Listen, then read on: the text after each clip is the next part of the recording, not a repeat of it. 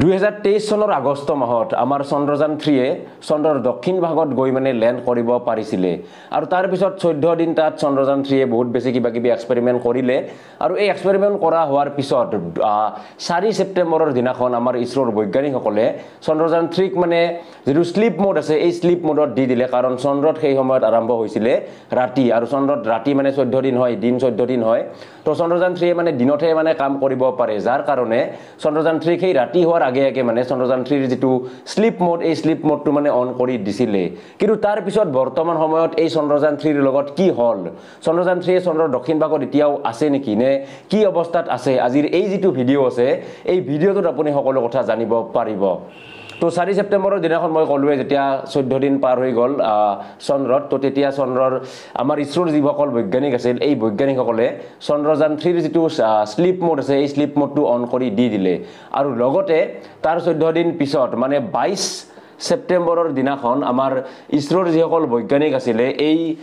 বৈজ্ঞানিকসকলে মানে লাগি গল আমাৰ এই যে চন্দ্ৰযান 3 আছে এই চন্দ্ৰযান 3 ক মানে ৰিএক্টিভ কৰাত কিন্তু 22 ছেপ্টেম্বৰত যেতিয়া চন্দ্ৰযান 3 লৈকে এটা সিগনেল পঠালে তেতিয়া চন্দ্ৰযান 3 ৰ পৰা কোনো ধৰণৰ ৰেসপন্স নাপালে আমাৰ ইছৰোৰ বৈজ্ঞানিকসকলে তো এতিয়া বহুতে মানে কৈ আছে বা বহুতে ভাবিছে যে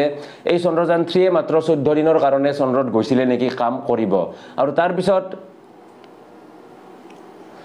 আৰু লগতে আপোনালোকক জনাই থও যে আমাৰ ইছৰোৰ বৈজ্ঞানিকসকলো 50-50 আছিল যে চন্দ্ৰযান 3 ৰিএক্টিভ হ'বও পাৰে বা চন্দ্ৰযান 3 ৰিএক্টিভ নহবও পাৰে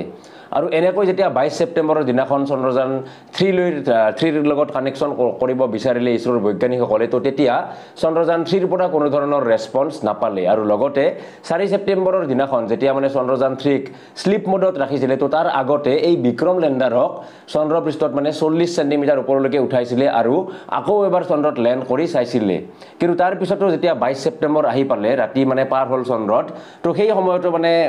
যি বিক্ৰম লেণ্ডাৰ আছে বা যি প্ৰজ্ঞান ৰোবৰ আছে তাৰ পৰা কোনো ধৰণৰ ৰেসপন্স পোৱা নগল আৰু এই যেটো ৰেসপন্স পোৱাৰ ডেডলাইন এই ডেডলাইনটো আছিল 30 ছেপ্টেম্বৰলৈকে 2023 চনৰ মানে 30 ছেপ্টেম্বৰৰ পিছত মানে এতিয়াৰ সময়ত এই যে চন্দ্ৰযান 3 এই চন্দ্ৰযান 3 ৰ লগত মানে কোনো ধৰণৰ কানেকচন কৰিব পৰা নাযাব মানে বৰ্তমান সময়ত চন্দ্ৰযান 3 চন্দ্ৰতে আছে কিন্তু চন্দ্ৰৰ লগত আমাৰ কোনো ধৰণৰ কমিউনিকেশ্যন নাই কিন্তু ইছৰোৰ বৈজ্ঞানিকসকলৰ হাতত এনেকুৱা এটা অপচন আছিল যেটো অপচন বা যেটো ডিভাইস আছিল যেটো ডিভাইস লগালে হয়তো এই চন্দ্ৰযান 3 ক আমি এই এতিয়ালৈকে মানে কানেকচনত ৰাখিব পাৰিলো হেতেন কিন্তু তাৰ পিছতো চন্দ্ৰযান 3 তাতে এই যেটো ডিভাইস আছে এই ডিভাইসটো বাৰু কিয় নলগালে তো প্ৰথম কথা হল যে চন্দ্ৰযান 3 ত লাগি আছিল বেটাৰী আৰু এই বেটাৰীবোৰে কাম কৰে সূৰ্যৰ পোহৰত বা বেটাৰীবোৰ কাম কৰিবলৈ হলে গৰম থাকিব লাগিব কিন্তু যেতিয়া চন্দ্ৰত ৰাতি হয় তেতিয়া ৰাতিৰ সময়ত চন্দ্ৰৰ তাপমান -240 ডিগ্ৰী লৈকে গুচি যায় কিন্তু চন্দ্ৰযান 3 ত লাগি থকা যিবোৰ বেটাৰী আছিল এই বেটাৰীবোৰে মাত্ৰ -18 ডিগ্ৰী সেলসিয়াছ লৈকে টেম্পাৰেচাৰ সহ্য কৰিব পাৰে আৰু তাৰ বাবে মানে চাইনাৰ কিছুমান যান আছিল বা আজিকালি যিবোৰ মানে যান পঠাই চন্দ্ৰত সেই জানবোৰত মানে এটা আৰটিজি বুলি বস্তু লগোৱা থাকে আৰু এই আৰটিজি টোৱে হল মেইন বস্তু যেটোৱে এই যেতিয়া ৰাতি হ'ব বা যেতিয়া ঠাণ্ডা আহিব এই ঠাণ্ডা হতে মানে এই যিসকল মানে যিবোৰ মানে স্পেসক্ৰাফ্টৰ বেটাৰী এই বেটাৰীবোৰ মানে গৰম কৰি ৰখাত সহায় কৰে কিন্তু প্ৰশ্নটো হল যে আমাৰ ইছৰোৰ বৈজ্ঞানিকসকলে বাৰু কিয় এই আৰটিজি বস্তুটো চন্দ্ৰযান 3 ত লগাব নোৱাৰিলে তো তাৰ মেইন কাৰণটোৱে হল যে এই আৰটিজি নামৰ যেটো বস্তু এই বস্তুটোৰ ওজনে হল 35 কেজি কিন্তু আমাৰ যি প্ৰজ্ঞান ৰোবৰ আছিল এই প্ৰজ্ঞান ৰোবৰৰ ওজন আছিল 25 কেজি তো প্ৰজ্ঞান ৰোবৰত মানে কোনো পধ্যে মানে সম্ভৱে নাছিল যে এই আৰটিজি নামৰ যেটো ডিভাইস আছে এই ডিভাইসটো মানে লগাব পৰা যাওক তো তাৰ বাবে মানে আমাৰ চন্দ্ৰযান 3 মানে ডিজাইনে কৰিছিল এনেকৈ যে 14 দিন চন্দ্ৰযান 3 চন্দ্ৰত ভালকৈ কাম কৰিব আৰু তাৰ পিছত যদি ৰিএক্টিভ কৰিব পাৰে তো কৰিলে নহলে চন্দ্ৰযান 3 আমাৰ ভাৰতৰ চীন হিচাপে চন্দ্ৰৰ দক্ষিণ ভাগতে মানে ৰৈ যাব আৰু লগতে চন্দ্ৰযান 3 তাত বহুত বেছি এক্সপেৰিমেন্ট কৰিলে আৰু এতিয়া